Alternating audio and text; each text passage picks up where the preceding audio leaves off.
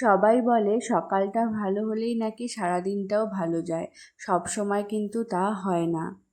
সেদিন সকাল সকাল ঘুম থেকে উঠে রেডি হয়ে হাসি মুখে বেরিয়ে পড়েছিলাম একটা অনুষ্ঠানে যাওয়ার জন্য।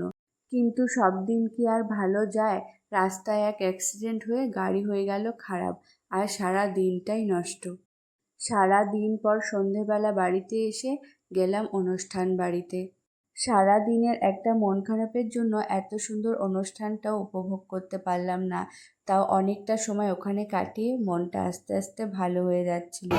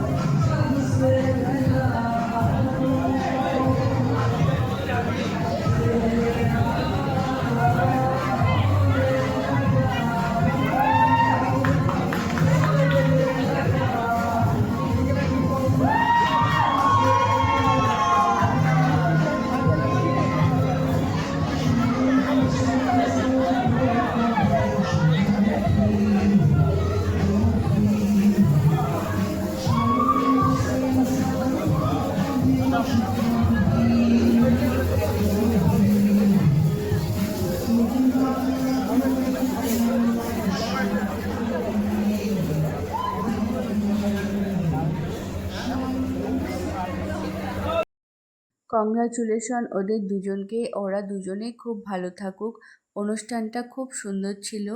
আমার একদমই ভিডিও করতে ইচ্ছে করছিল না।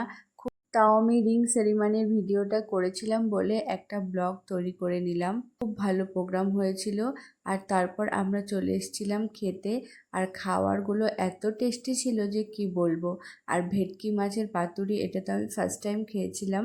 আর খুব ভালো ছিল খাবারগুলো, খুবই টেস্টি ছিল। রকমের মাছ ছিল, ভাত, ডাল, পোলাও, মাংস, দই, মিষ্টি, আইসক্রিম, আম, সব কিছুই ছিল। আর ভীষণ টেস্টি ছিল খাবার। পরের দিন সকালে বুনু আর আমি চলে গেছিলাম একটু শিলিগুড়িতে, কারণ বুনুর এক্সাম ছিল। তো এক্সাম শেষ করার পরে আমরা চলে আসি একটু জুডিওতে। শিলিগুড়ির জুডিওতে আমি এর আগে যাইনি, বুনুও যায়নি। তো ওর এক্সাম যে রাস্তায় ছিল ওই রাস্তাতেই জুডিওটা পড়েছিল, যাওয়ার সময় দেখেছিলাম।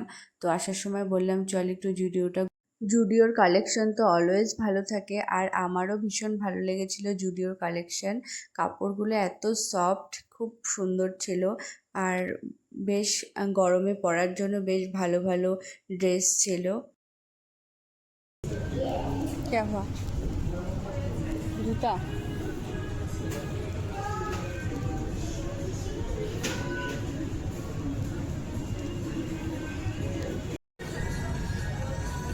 পরের দিন মানে মঙ্গলবার আমরা বাড়ির সবাই মিলে চলে গেছিলাম কাওয়ারধারা মাসান মন্দিরে পুজো দিতে।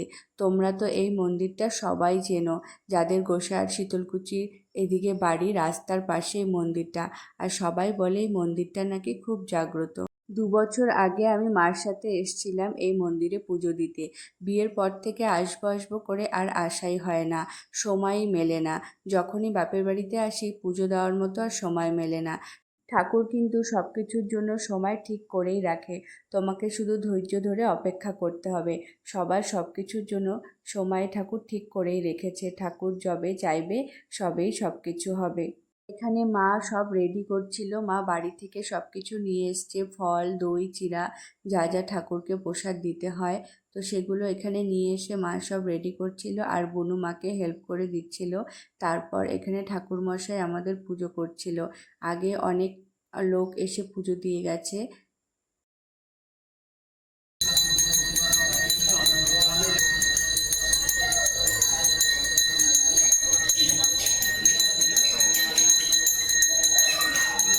ওখানে ওখানে মাসান ঠাকুর ছাড়াও আরও অনেক ঠাকুর আছে।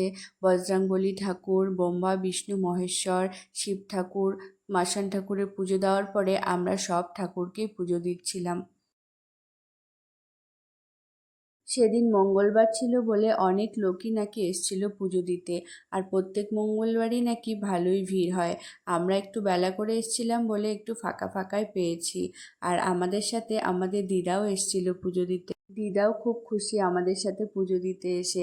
সপরিবারে কোথাও আসলে খুব ভালো লাগে।